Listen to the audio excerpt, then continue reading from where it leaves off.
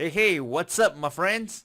So, welcome back to this week's video, and I just want to wish you a happy National Day, right? It is just around the corner. So, for those of you who are in Singapore, right, this is a day whereby we celebrate our independence, and there's really a lot to be grateful for, right? The low crime rate, the cleanliness, and and a lot more, right? So, take this time off, spend time with your family, and also, to be grateful for where we are and the things that we have so easily and readily accessible, right? So, happy National Day, and back to the markets, right? I think for the markets around the world, it still goes on, right? The forex and futures markets are still running. So this week, I want to talk about predictive and reactive trading. This is two very big difference, right? Predictive trading is, I would say, is where a lot of traders make the mistake whereby they try to predict what the markets will do. So for example, if the market has been trading higher and higher each day, they'll think along the lines of, man, the market can't go any higher. So they predict the market can't go any higher, and what they do, they short the markets against the upward momentum, the upward trend. So this is predictive trading and is pretty much disastrous, right? Instead, I think reactive trading is a much better way to trade the markets. So in today's video, I'll share more with you what reactive trading is all about, and a couple of trading setups that is based on reactive trading. So reactive trading is something that I've been doing all along, but I just don't really mention it since I think that it's pretty, I would say, intuitive, but still I find that there is lessons to be learned into what reactive trading is all about and why you should actually avoid, right, trying to take up a predictive trading approach. Okay, so all this and more in today's video. I'll see you there.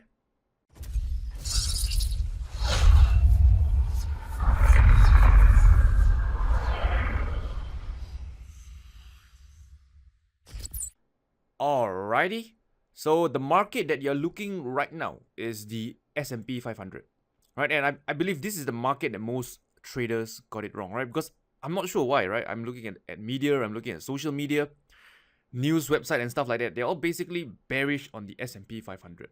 So, honestly, all you need to do is just look at just very basic technical analysis, and you probably know, which is the path of least resistance that you should be trading. So this is the daily chart that you are looking at right now. So let me walk you through.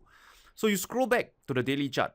Right, in fact, you just zoom out a little, you can notice that this market is pretty choppy, right? The range is pretty large, right? From this highs over here to these lows. So if you want to see a better perspective, right, a bird's eye view, just go on to a higher time frame, go on to a weekly time frame, and everything becomes so much clearer. Okay, so at this weekly time frame now, you can see, right, just basic structure of the markets that, the S&P is basically, respecting this area of support over here. And you have this area of resistance coming in over here. Okay? So the thing that I want to highlight out to you as a trader is that there are two things that we call them, right? Number one is called predictive analysis. And the second one is called reactive analysis. Right? Predictive analysis and reactive analysis. So as a trader, for me personally, I always stick with reactive trading, meaning I only enter my trade based on a reaction of something that happened in the market. I don't predict. So let me explain to you what is predictive analysis, right? What is predictive trading? So predictive trading is like this. Say for example on the weekly time frame, you see the market comes into, let's say for example, this area of this is not so good. This area of resistance over here. Okay? And price is approaching this area of resistance, and you tell yourself, right, okay, price can't go any higher because we are at an area of resistance. So you go short over here. That is basically predictive trading because you're predicting that the market will hold at this area of resistance over here.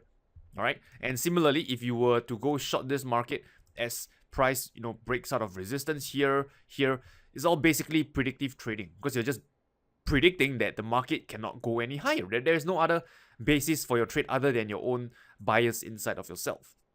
And to be honest, right, if you ask me, going short the market at this level here, right, around here and around here, right, basically any point after the resistance has broken is very poor trading. Why is that? Because ask yourself, right, if you are going to short this market at at multi-year highs, at all-time highs, right, where are you going to put a logical stop loss? I think this is a very fundamental question, right? Where are you going to put a stop loss, right? You look at a monthly time frame. There is nowhere you can put a stop loss, right? It's just basically putting a stop loss in the middle of a thin air. There is nothing down there. You go to the weekly, it's the same. There is no structure that you can reference from or reference to to place your stop loss. So this is why shorting the markets when it breaks out to multi-year highs or all-time highs is horrible trading, if you ask me. I never do that. Right? Instead, what I like to do is I like to trade the breakout of resistance. So what I do instead is, for me, I like to trade the trend, right? So for me, very clear, right? Like I've said, right? I react to the markets. I like to employ reactive trading. So I only react if the market does something. So what is the something that the market does? So for me, I'm looking at this area of resistance and I'm telling myself, right? Let's go down to the daily time frame because this was the entry that I used, right? I'm telling myself that the market has closed the highest at this point over here. This area of, it has closed the highest. Let's be more precise. This is the highest close that it did, right? Over the last, I don't know, X number of years. So I'm telling myself, if the market can close higher than this black line over here, if it can close higher than this black line, it's telling me that there is strength in this move, right? The bulls are in control. This is why the market can actually, break out to new highs. So this is reactive trading. I'm just basically reacting if the market can close above this black line over here. So this was basically my entry, right? When price has closed above this black line, I go long over here and stop loss of 2 times the average true range. So this is reactive trading. I'm not predicting, right? I'm letting the market tell me when exactly to enter the trade. And my exact signal is if price can close above this black line, which it did. So now I'm in this trade and it's very simple to manage, right? I noticed that price is respecting the 20 period moving average, which is this red line over here. And I'm just trailing my stop loss using the 20 period moving average. And this is basically what trend following is all about, right? Reactive trading. You only react if the market does something, right? So it's along the lines of, if the market does X, then you do Y.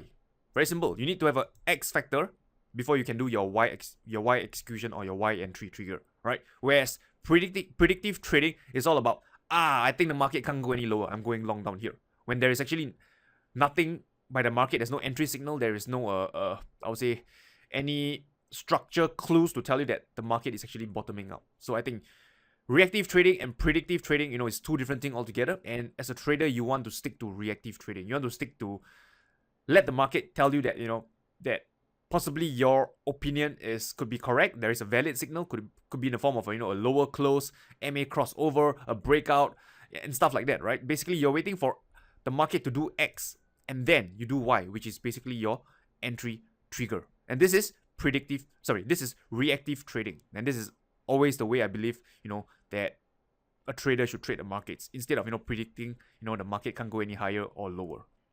So that said, let's look at a few more examples to share with you, this type of predictive trading, right? It's not really anything new. It's just basically giving a proper term to my thought process, which is just basically, this reactive trading approach. So another one I think I covered last week, it was this 30-year bond. Yep, that was it. So again, on a daily time frame, you notice that this market has come into an area which I was interested to get long, right? So this was the area of a value, area of support, whatever you call it, right? Basically an area where I'm interested to do business. So when it happened, I go down to the 4-hour time frame, I noticed that there was a potential, this inverse head and shoulders pattern over here, and this was the neckline. So again, at this point of time, right, over here, right, I'm not going to tell myself and say predict, price is, going to break above this high, because honestly, I have no clue about it. Instead, I just react to it. I tell myself, if price can break above this area of resistance, I'll look to get long, right, and have my stop loss below this low over here. Again, can you see reactive trading and predictive trading? If someone were to predict, what they will do is, if price will, still somewhere over here, they just say, I predict that price will go higher, so they go long over here, right? That is possible if you know where to put a logical stop loss. But for me, I choose to go with the reactionary mode, whereby, this is the area of resistance I'm looking at. If price were to break above it, I would go long. So I'm just reacting to what the market is doing. And my stop loss is below this low over here. At this point in time, it's not looking too good for me, and it's basically, trading lower, right? I'm down about 0.5 R on this trade. So this could be a losing trade for me, but still too early to say. But nonetheless, I just want to share with you, predictive and reactive trading, right? So let's see if I have any more examples. So another one, right? Dollar Sing. Okay, we talked about this, I think, for a couple of weeks, right? I'm looking to short this market on the Dollar Sing, right? We have this weekly time frame, right, where price has actually broke below this structure low, and you have now basically, right, lower highs, right? You have lower highs, and this area of support over here. So you can see that over the last few months, right, the trend is basically just towards the downside on the dollar against the Sing. So on the daily time frame, I noticed that there is this chart pattern, right, a head and shoulders pattern over here, and this is the area of support. Again, right, predictive trading would just go short down here, predict that this market would continue lower. But no, I don't predict, I react. So what I do is I wait for price to break and close below this low over here, to break below this low before I go short this market. So this is basically my form of reactive trading, right? So I believe you really get the concept, right, between predicting and reacting. Okay, and last but not least, I think another setup that I'm looking at is Euro against the Aussie. You look at the Euro Aussie, you can see that this market basically is, you have this lower highs over here, right, and price is coming to this area of support. So some call this maybe a, what do you call it, descending triangle pattern, along that lines. But I think the key thing to look out for is this area of support, because price has been, say, for the last three to 4 weeks here, it's still consolidating over here, right? So to me, this is a sign of weakness, right? Because if the bulls were to be in control, right, if there is really a lot of buying pressure, price shouldn't be, consolidating here for 3 to 4 weeks, right? Because if there is sustained buying pressure or strong buying pressure, it would usually look like this, right? A spike lower before, a move higher. Okay, so this over here, right, we have this, again, slight consolidation, but it didn't break down. In fact, it rallied pretty hard, and now it comes back down lower and is consolidating here once again. So to me, this is a sign of weakness by the bulls, because they're still, unable to push price higher. Right, and if you look at the previous attempts where they tried to push price higher, this was the attempt over here, pretty strong. The second attempt got weaker, right? So you can see that the length of the move that is being, created by the buying pressure is getting shorter, right? I think the first one's actually this one over here, the strongest of them all. Then it gets shorter and shorter. So again, it's another way to look at, strength and weakness of the markets. So last week, what we got was a bearish engulfing pattern, right? This is again a not too good sign for the bulls. But again, I'm not predicting that price is going to break down. I'm just going to react. So how do I react? All right, can you guess? Simple, right? Identify the area of support, right? So I like to use the lowest close, right? Basically, support is an area, so you always want to treat it like a zone, right? So this is basically a zone that you can look at. So in this zone, the question would be, where exactly are you going to enter your trade? There are a few ways you can go about it, right? For when price makes the lowest low, for example, it trades below this lowest low, we can look to get short. Alternatively, if price does a lowest close, meaning that this is the lowest close at this current point in time. If price, say for example, were to close over here, now you have a lower close, right? The lowest close among this X number of periods. So this is another valid signal to go short. So it doesn't really matter which approach you choose to go short this market. There's really no right or wrong. But I think what's important is that you're basically reacting to the signals of the market instead of predicting what the markets will do.